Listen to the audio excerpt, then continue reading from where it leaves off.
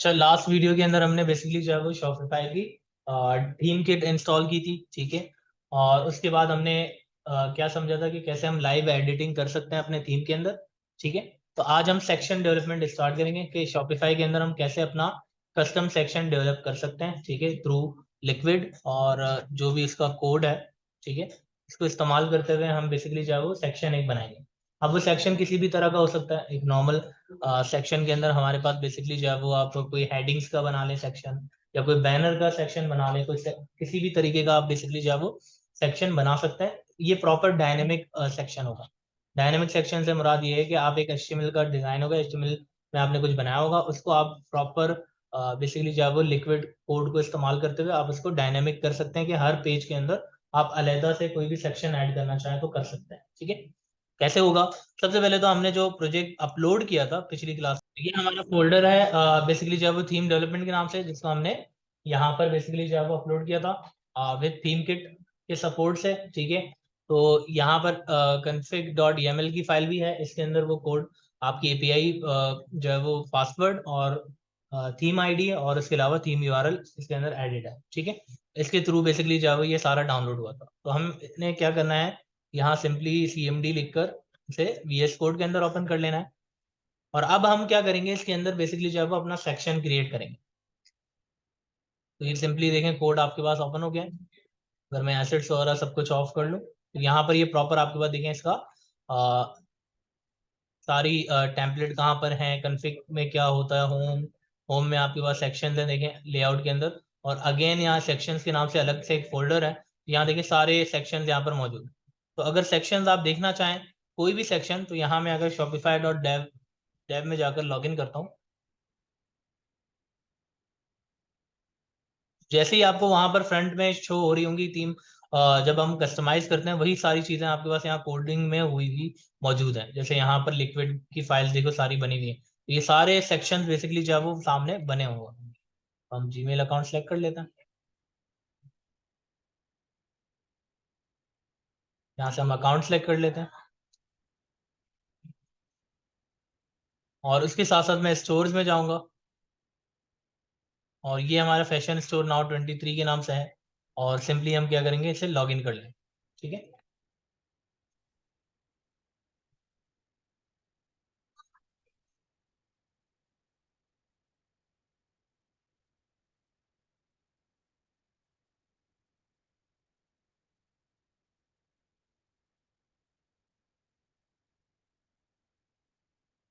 अच्छा, उसके साथ साथ आपने जाना है ऑनलाइन स्टोर में, ठीक है। और यहाँ अगर आप देखें थीम्स में आपने सिंपली बेसिकली जो है वो कस्टमाइज के बटन पे क्लिक कर देना है। तो ये देखो कस्टमाइज का ऑप्शन है।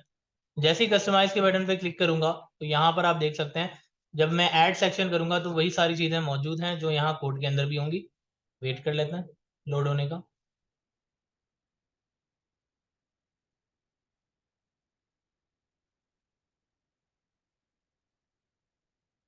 अच्छा, अगर लोड होने में टाइम ज्यादा लगा है तो आप दोबारा से रिलोड कर सकते हैं, ठीक है। तो ये प्रोसेस दूसरी दफा ज्यादा बेहतर करता है।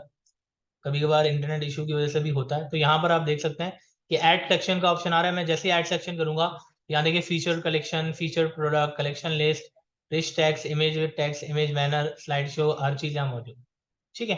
तो हम करेंगे क्या, यहाँ पर जो भी चीज यहाँ बेसिकली जो है वो मौजूद है, मैं चेक करना चाह रहा हूँ। जैसे ये इमेज बैनर है, मैं चेक करना चाह रहा हूँ इमेज बैनर के नाम से सेक्शन वहां पर भी मौजूद है या नहीं। तो सिंपली आप यहाँ पर आएंगे और यहाँ कंट्रोल F क्लिक, किसी भी फाइल पे क्लिक कर लें और कंट्रोल F कर लें, और देखें यहाँ पर टाइप टू सर्च आ गया। तो यहाँ मैं लिख लूंगा इमेज, और उसके साथ देखो ये डैश बैनर खुद ब खुद आ गया image dash banner dot liquid. तो यही एग्जैक्टली फाइल यहाँ पर देखो मौजूद है। क्लियर है? और ये सारा कोड बेसिकली हुआ, ये हमने पिछली क्लास में भी थोड़ा समझा था, ठीक है। तो अब हम अपना सेक्शन कैसे बना सकते हैं और यहाँ पर वो अवेलेबल हो और उसे कहीं पर भी हम ऐड कर सकते हैं। तो उसके लिए हमें बेसिकली जो है वो लिक्विड कोड करना पड़ेगा। और उसके अंदर हमें करना ये होगा कि यहाँ स्कीमा के नाम से हमारे पास एक टैग होता है, उसके थ्रू हम बेसिकली जो है वो ये सारा काम कर रहे होते हैं। ये ऑफिशियल डॉक्यूमेंटेशन है, ठीक है, शॉपिफाई की अपनी। तो वहां से हम आइडिया ले सकते हैं कि हमने करना बेसिकली जो है वो क्या होगा। तो यहाँ पर स्कीमा के नाम से टैग है। स्कीमा क्या करता है, स्ट्रक्चर बनाता है। स्कीमा क्या करता है, स्ट्रक्चर बनाता है। जिस तरीके का आप स्ट्रक्चर बनाना चाह रहे हैं, ठीक है, तो ये जेसन के फॉर्म में आप पहले स्ट्रक्चर डिफाइन करते हैं, और ऊपर आपके पास देखें HTML लिखी हुई है, और आप उनको कॉल भी करवा सकते हैं, ठीक है। इनके अंदर वेरिएबल्स बनते हैं, ये जितनी भी आईडीज आपको नजर आ रही है सारे वेरिएबल्स बना रहे हैं। वेरिएबल से मुराद यहाँ पर ये है कि जो भी आप इंफॉर्मेशन सेव करवाना चाह रहे हैं वो चीज, ठीक है। मैं जूम इन जरा कर लेता हूँ ताकि आपको ये प्रॉपर नजर आए। तो हम एक काम करेंगे, यहाँ पर आते हैं अपने VS कोड में, और इस सेक्शन वाले बेसिकली फोल्डर में आकर एक फाइल बना लेता है। मैं जैसे ही यहाँ फाइल क्रिएट करूंगा और उस फाइल का नाम बेसिकली जो है मैं रख लेता हूँ कस्टम हेडिंग डॉट लिक्विड के नाम से फाइल बना। तो हम एक बेसिकली जो है वो सेक्शन बना रहे हैं फॉर कस्टम हेडिंग्स, ठीक है। तो यहाँ हमने इंटर कर देना है, तो ये देखो custom dash heading dot liquid की फाइल बन गई है। अब जैसे ही मैं ये बनाऊंगा यहाँ पर हम बेसिकली एक और काम हमें करना है। मैं यहाँ पर ऊपर अगर आप चले जाएं टैब पे, यहाँ पर आपने ओपन क्या करना है, यहाँ पर आ जाओ, ठीक है। यहाँ पर हमने न्यू टर्मिनल ओपन कर देना है, ठीक है। और यहाँ पर अब आपने कमांड क्या यूज करनी है, थीम वॉच के नाम से। किस नाम से कमांड यूज करोगे, थीम वॉच के नाम से। और जैसे ही मैं एंटर करूंगा तो ये बेसिकली जो है थीम वॉच की कमांड क्या करेगी, जो भी चीज मैं नया अपलोड करूंगा या न्यू फाइल बनाऊंगा तो ये साथ ही साथ उसको बेसिकली जो है वो अपलोड भी कर लेगा। क्लियर होगी बात यहाँ तक। अच्छा अब देखो ये एरर उसने वही पुराना वाला दे दिया जो पिछली क्लास में दे रहा था कि भाई यहाँ आपने साथ साथ minus minus allow dash live आपने बेसिकली फ्लैग इस्तेमाल करना है। जैसे ही मैं एंटर करूंगा तो अब ये ऑटोमेटिकली इसको अपलोड कर देगा, देखें क्लियर। तो ये waiting for file changes to team उसका कोड आ रहा है, तो ये आपका स्टार्ट हो गया है। तो यहाँ पर मैं सिंपली कुछ कोड हम कर लेता है, जैसे मैं एक डिव का टैग दूंगा और उसको हम बेसिकली कस्टम एडिंग क्लास दे देते हैं, और उसके बाद इसके अंदर h2 का टैग दे देते हैं, और यहाँ मैं कुछ भी रैंडम जो है वो हेडिंग दे देता हूँ। तो मैं लिख लेता हूँ हेडिंग 2, ठीक है। सेव कर लिया मैंने। और साथ ही साथ हम एक बेसिकली जो है वो पैराग्राफ का टैग डाल देते हैं, और इसके साथ हम लॉरेम भी यूज कर लेते हैं। जैसे ही मैंने ये सारा कुछ लिखा और कंट्रोल एस किया, यहाँ पर देखें आपके सामने अपडेट सारा हो चुका है, हो गया क्लियर। अब ये बन चुका है या नहीं आपको कैसे कंफर्म होगा, एक तो तरीका ये है कि लेफ्ट साइड में यहाँ पर शो हो रहा है और यहाँ अपडेटेड लिखा हुआ आ रहा है। लेकिन आप फ्रंट एंड से भी कंफर्म करना चाह रहे हैं तो उसके लिए आपने आना होगा अपने स्टोर में, और एग्जिट करेंगे आप, और यहीं पर ही आप थीम्स में चले जाएंगे अगेन, और कस्टमाइज के बटन के बराबर में 3 डॉट्स हैं, इस पे क्लिक करके आप एडिट कोड कर लें। जैसे मैं एडिट कोड करूंगा यहाँ पर भी देखो वही सारे फोल्डर्स आ रहे हैं, टेम्पलेट सेक्शंस वगैरह। तो यहाँ पर आप कस्टम हेडिंग सर्च कर लें, कस्टम डैश हेडिंग मैंने लिखा, ये देखो custom dash heading dot liquid की फाइल मौजूद है। और अगर मैं इस पर क्लिक करूंगा तो यहाँ देखो वही कोड मौजूद है जो हमने अपने लोकल एनवायरनमेंट के अंदर सारा कुछ लिखा था। तो ये हमारे लिए खुद ही अपलोड कर रहा है सारा कुछ। क्लियर होगी बात यहाँ तक। ये बेनिफिट आपको दे रहा है कौन, थीम किट आपको ये बेनिफिट दे रहा है, जो कि हमने पिछली क्लास में इंस्टॉलेशन वगैरह सारी चीजें सीख ली थी। क्लियर है। अब इसको डायनेमिक हमने बनाना है, तो उसके लिए हमें स्कीमा का टैग यूज करना पड़ेगा। क्या यूज करना पड़ेगा, स्कीमा। अच्छा इस स्कीमा को जरा समझ लेते हैं, स्कीमा करता क्या है। उसकी आप बेसिकली जो है वो सेक्शन स्कीमा इसको हम कहते हैं। तो उसकी अगर हम डेफिनेशन पढ़े तो ये कह रहा है section support the section specific liquid tag schema. This thing allows you to define various attributes of a section such as section name, any section blocks and settings to allow for theme editor to customizing option। मतलब ये है कि ये schema का जो tag है ये आपको अलाउ करता है कस्टमाइजेशन का, कि सेक्शन के अंदर आप कौन सा टाइटल रखना चाह रहे हैं, उस सेक्शन के अंदर आप क्या ब्लॉक्स रखना चाह रहे हैं, ब्लॉक्स को भी आगे चल के हम डिस्कस करेंगे। और इसी तरह आप कोई भी सेटिंग्स आप रखना चाह रहे हैं वो सारी चीजें कस्टमाइजेशन के अंदर आप ऐड कर सकते हैं थ्रू स्कीमा टैग। तो हम स्कीमा टैग यहाँ अप्लाई कर लेते हैं। तो उसके लिए सबसे पहले हमने यहाँ पर आना होगा, इसको मैं बेसिकली यहाँ नीचे लेकर लाता हूँ। यहाँ पर मैं कर्ली ब्रैकेट ओपन क्लोज करूंगा और परसेंटेज साइन दूंगा। तो देखें ऑटोमेटिकली इसने परसेंटेज साइन दोनों तरफ दे दिया, और साथ ही मैं यहाँ पर स्कीमा लिखूंगा। देखो यहाँ स्कीमा आ रहा है, और इंटर जैसे ही हम बेसिकली जो है वो करेंगे तो ये देखो ओपन और क्लोज दोनों हो गया। अच्छा यहाँ एक मसला ये है कि अगर आप इस तरीके से लिखोगे तो यहाँ पर ये देखो डबल डबल आपके पास कर्ली ब्रैकेट्स आ रहे हैं और परसेंटेज साइन भी आ रही है। परसेंटेज बेसिकली जो है वो दोनों चीजें आ रही हैं। मैं यहाँ पर क्या करूंगा, स्कीमा जस्ट लिख लेता हूँ। आप डायरेक्टली इस तरह लिख भी सकते हैं। यहाँ पर देखो आपके पास पूरा कोड दिखा भी रहा है, और जैसे ही मैं एंटर करूंगा ये पूरा आपके पास क्रिएट भी हो चुका है। तो ये कैसे हो रहा है, हमने एक्सटेंशन इंस्टॉल की थी उसकी वजह से बेसिकली जो है वो ये हमारे लिए सारा ओपन क्लोज वगैरह सारी चीजें कर रहा है, एंड को एंड स्कीमा भी कर रहा है, और इसके बाद इसके साथ यहाँ पर कर्ली ब्रैकेट ओपन और क्लोज भी आ रही है। तो आप खुद से भी ये कर सकते हैं, अदरवाइज आपको यहाँ पर इंटेलिजेंस भी ये प्रोवाइड कर रहा हूँ। क्लियर है? अब इसके बाद आगे बढ़, अब सबसे पहले आपने जब स्कीमा ओपन क्लोज कर दिया, मतलब स्कीमा स्टार्ट और स्कीमा को एंड कर लिया, साथ ही साथ कर्ली ब्रैकेट ओपन क्लोज कर लिया, तो सबसे पहले यहाँ पर आपने टाइटल देना होता है। सबसे पहले क्या देना होता है? टाइटल, के आपके स्कीमा का बेसिकली जो है वो नाम क्या है। तो हम यहाँ से स्कीमा का नाम डिफाइन कर सकते हैं। ठीक है, तो यहाँ स्कीमा का नाम क्या दिया गया है? टेक्स्ट बॉक्स दिया गया है। तो आप जो भी नाम देना चाहें आप दे सकते हैं। ये सिंपल, आप देखें सबसे पहले हमने सेक्शन का नेम देना होता है। ठीक है, उसके बाद सेटिंग्स डिफाइन करनी होती है। ठीक है, तो हम नेम डिफाइन कर लेते हैं सिंपली, और यहाँ अगर आप गौर करें, सब यहाँ पर की वैल्यू पेयर्स पे वर्किंग हो रही है। आपके पास नेम जो है वो आपका की है, और बेसिकली जो है वो वैल्यू आपका जो भी आप नाम बेसिकली प्रोवाइड करेंगे उसका। तो ये जेसन फॉर्मेट पूरा इस्तेमाल हो रहा है, ठीक है, की वैल्यू पेयर्स का, और यहाँ कर्ली ब्रैकेट आपके पास ऑब्जेक्ट की निशानी है, और उसके बाद स्क्वायर ब्रैकेट एरे की निशानी है। तो यहाँ पर अगर आप सेटिंग्स में देखें, आप मल्टीपल अगर आप सेटिंग्स देना चाहें तो यहाँ एरे साइन आप यूज कर लेंगे। अगर आप सिंगल दे रहे हैं तो वहाँ बेसिकली जब सिंपल आपके पास कर्ली ब्रैकेट यूज होगा। तो हम यहाँ पर करेंगे क्या, पहले तो नाम डिफाइन कर लेते हैं।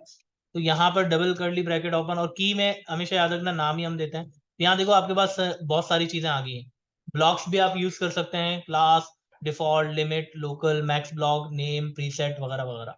तो यहाँ मुझे नेम यूज करना है, तो जैसे मैं नेम लिखूंगा तो देखें इसका वैल्यू खुद ब खुद उसने दे दिया। तो इसका नाम हम दे देते हैं कुछ भी, जैसे इन्होंने यहाँ दिया हुआ टेक्स्ट बॉक्स, तो यहाँ हम बेसिकली जो है वो टेक्स्ट बॉक्स लिख लेते हैं, या यहाँ पर आप लिख दें कस्टम हेडिंग।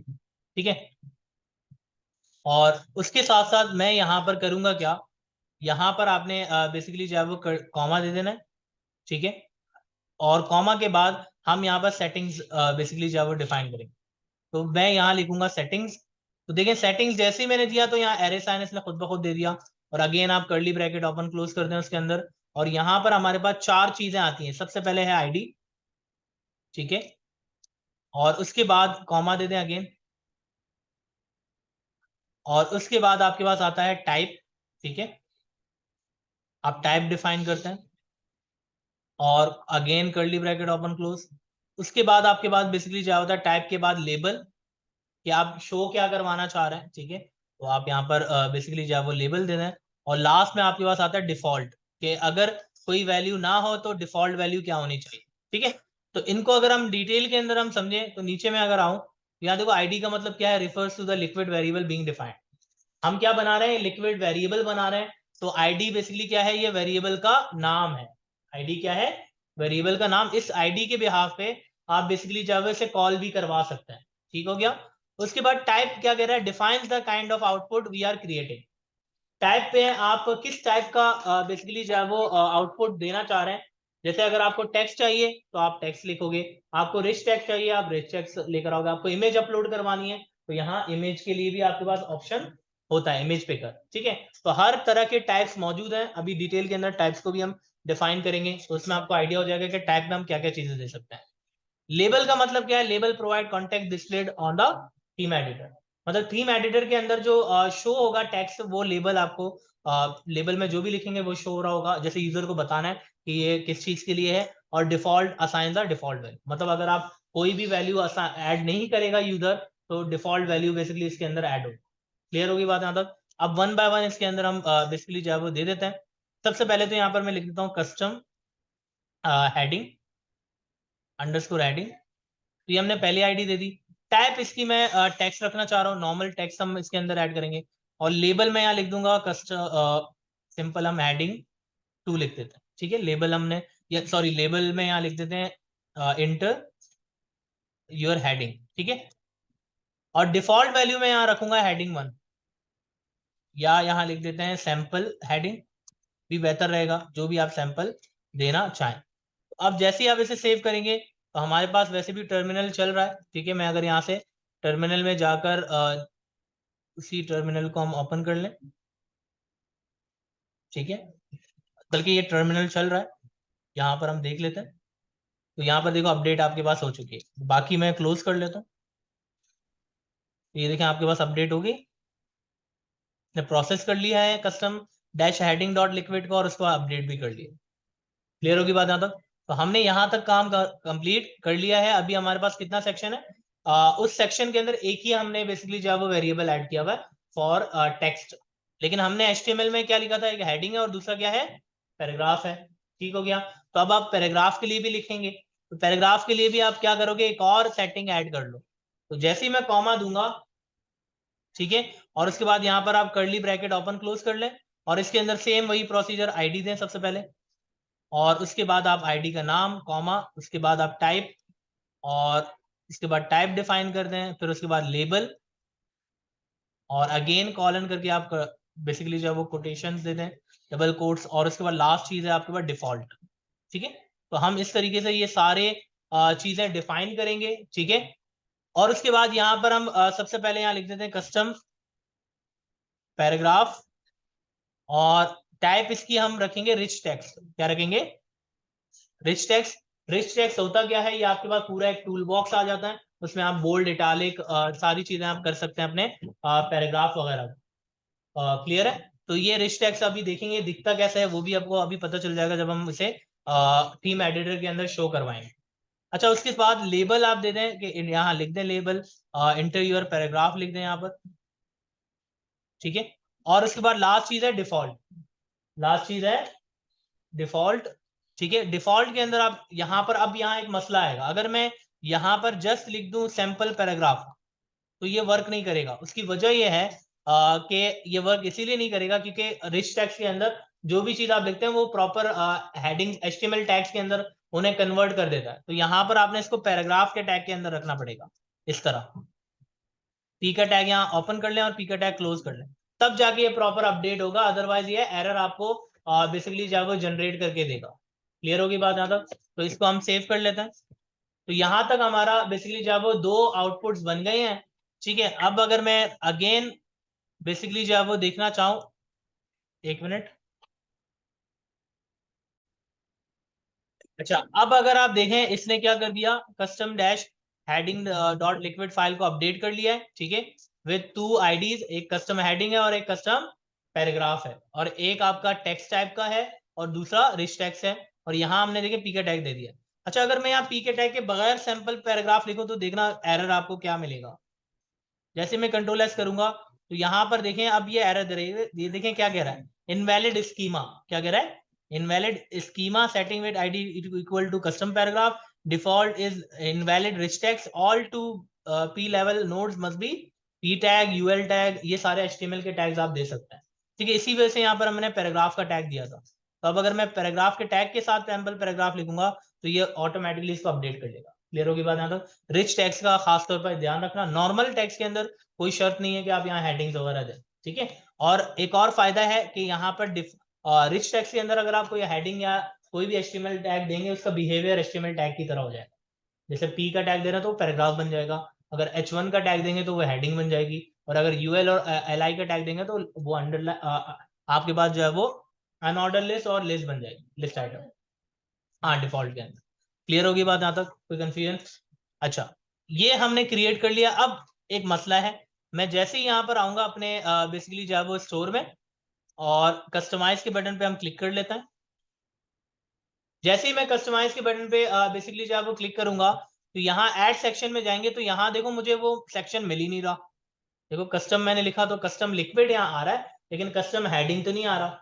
तो यहाँ पर कैसे इसको अवेलेबल बेसिकली करवाना है, तो उसके लिए हम प्रीसेट्स इस्तेमाल करते हैं। क्या इस्तेमाल करते हैं, प्रीसेट्स। तो हमेशा याद रखना, सेक्शन को अगर आपने ग्लोबली अवेलेबल करना है, ग्लोबली अवेलेबल से मुराद ये है कि आप होम पेज के अंदर, प्रोडक्ट पेज के अंदर, या आप कॉन्टैक्ट पेज के अंदर कहीं पर भी उसको अवेलेबल करवाना चाह रहे हैं, तो उस चीज के लिए हमें बेसिकली जो है वो प्रीसेट इस्तेमाल करने पड़ेंगे। तो यहीं पर इसकी इसी की डॉक्यूमेंटेशन में आप आएंगे नीचे, आपको ये बता रहा होगा कि भाई यहाँ इस तरीके से आप प्रीसेट प्रोवाइड करें। अब अगर आप गौर करें तो प्रीसेट का यहाँ पर देखो की प्रोवाइड किया गया है, और उसके अंदर बेसिकली जो है वो नाम डिफाइन किया गया है कस्टम डैश टैग, और उसके बाद कैटेगरी उसकी बताई गई है कि कैटेगरी इसकी क्या है।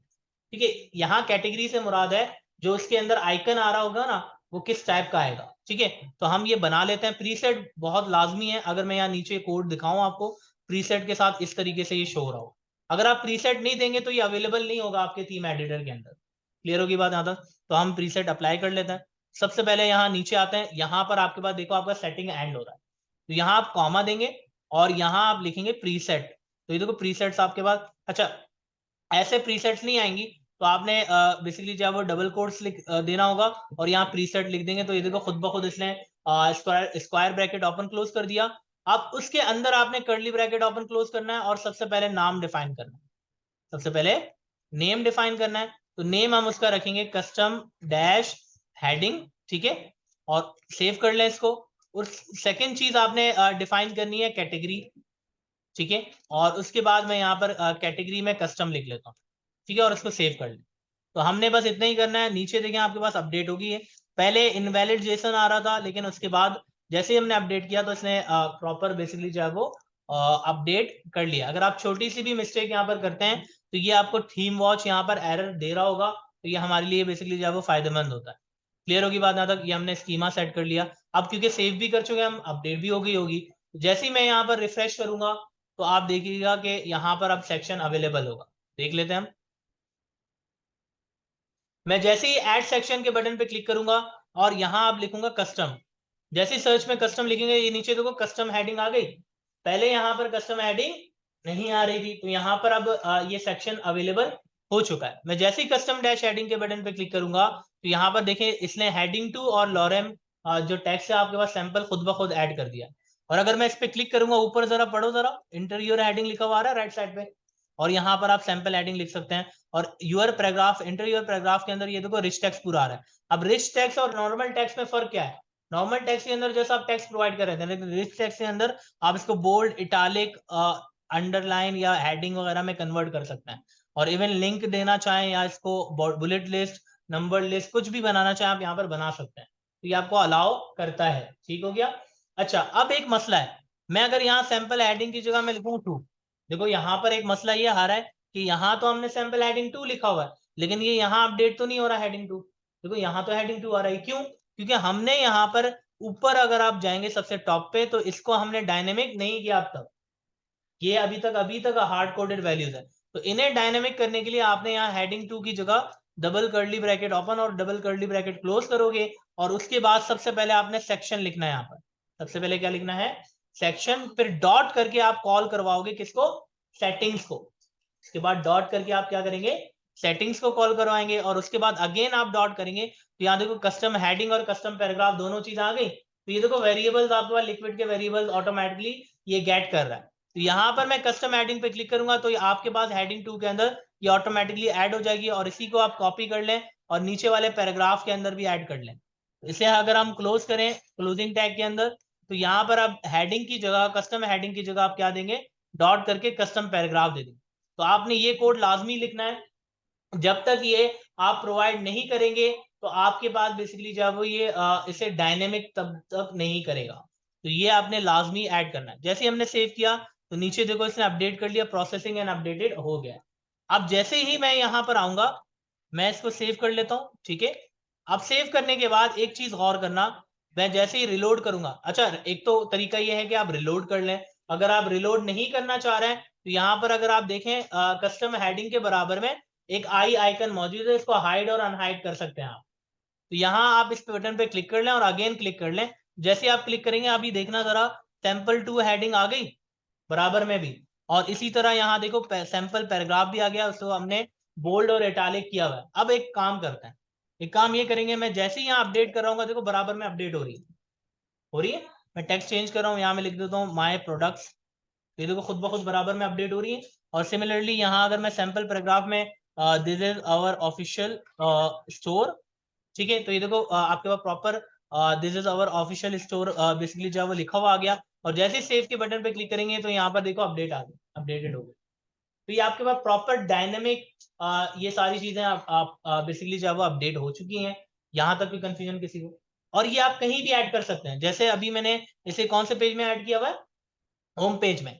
मैं चाहता हूं मैं कॉन्टेक्ट पेज के अंदर ऐड करना चाहूँ, तो यहाँ आप टॉप पे क्लिक कर लें और यहाँ से पेजेस में जाएं, और यहाँ पर आप कॉन्टेक्ट के बटन पे क्लिक कर लें। तो अब मैं आ गया हूँ कहाँ पर? कॉन्टेक्ट के पेज में। और मैं चाहता हूँ कि कॉन्टेक्ट के पेज में यहाँ बैनर के नीचे ये हेडिंग लानी चाहिए। तो यहाँ देखो ऐड सेक्शन का ऑप्शन आ रहा है, आप ऐड सेक्शन पे क्लिक कर लें और अगेन आप कस्टम लिखें। और जैसे मैंने कस्टम लिखा तो यहाँ देखो कस्टम हेडिंग आ गई। और मैं ऐड करूंगा तो यहाँ से आप टेक्स्ट वगैरह चेंज कर लें। और जैसे ही मैं यहाँ पर बेसिकली जो है वो लिखूंगा कॉन्टेक्ट अस, ठीक है, और उसके साथ पैराग्राफ लिखें this is our official contact details, लिख दें कुछ भी, ठीक है। और मैं जैसे ही ये लिखूंगा तो ये देखें आपके पास यहाँ पर टेक्स्ट आ चुका है, और सेव के बटन पे आप क्लिक कर लें। अच्छा, एक और फायदा, इसको आप ना मूव भी कर सकते हैं। सेक्शन को अगर आप मूव, इसके बराबर में देखें, आई के आइकन के बराबर में मूवमेंट आइकन है, आप ऊपर मूव कर सकते हैं कहीं भी अगर आपने मूव करना हो। जैसे कॉन्टेक्ट के नीचे आप कर लें, यहाँ पर देखें कॉन्टेक्ट जो पेज का नाम आ रहा है उसके नीचे ये टेक्स्ट वगैरह आ चुका है। अच्छा, एक और फायदा, आप यहाँ पर एक और काम कर सकते हैं। जैसे मुझे इसको सेंटर में करना है, ठीक है, तो सेंटर में करने के लिए आप यहाँ पर डायरेक्टली कस्टम CSS भी लिख सकते हैं। जैसे मैं यहाँ H2 लिखकर, या एक और काम कर सकते हैं, मैंने अगर आपको याद हो एक क्लास दी हुई कस्टम डैश हेडिंग के नाम से, तो मैं डायरेक्टली इस क्लास को कॉल करवा दूंगा। कस्टम डैश हेडिंग देखो खुद ब खुद ये कॉल कर रहा है, डॉट करके दे रहे हैं इंटेलिजेंस मुझे, ये बेनिफिट है। और कर्ली ब्रैकेट ओपन क्लोज करूंगा मैं, यहाँ टेक्स्ट डैश अलाइन और कॉलन, फिर मैं सेंटर कर दूंगा इसको, तो ये देखो पूरा सेंटर हो गया। क्लियर है? तो अगर आप कलर का बेसिकली कलर वगैरह चेंज करना चाह रहे हैं, अगर आपको CSS की नॉलेज है तो आप यहाँ पर कर सकते हैं, ठीक है। जो भी कलर आपने रखना हो, जैसे मैं यहाँ रेड रख लेता हूँ और मैं इसे सेव कर लूंगा, तो ये देखो कलर चेंज हो गया, रेड हो गया। क्लियर होगी बात आना? और यही काम आप डायनेमिक भी कर सकते हैं, जैसे आप एक सिलेक्ट का ऑप्शन देते हैं, उसमें कलर आप रख दें और उसको आप अपडेट डायरेक्टली भी करवा सकते हैं, ठीक है। इसी तरह लिक्विड को इस्तेमाल करते हुए आप इसको और डायनेमिक वगैरह कर सकते हैं। यहाँ तक कोई कंफ्यूजन? क्लियर है सबको? कोई सवाल किसी का? अच्छा, एक और चीज,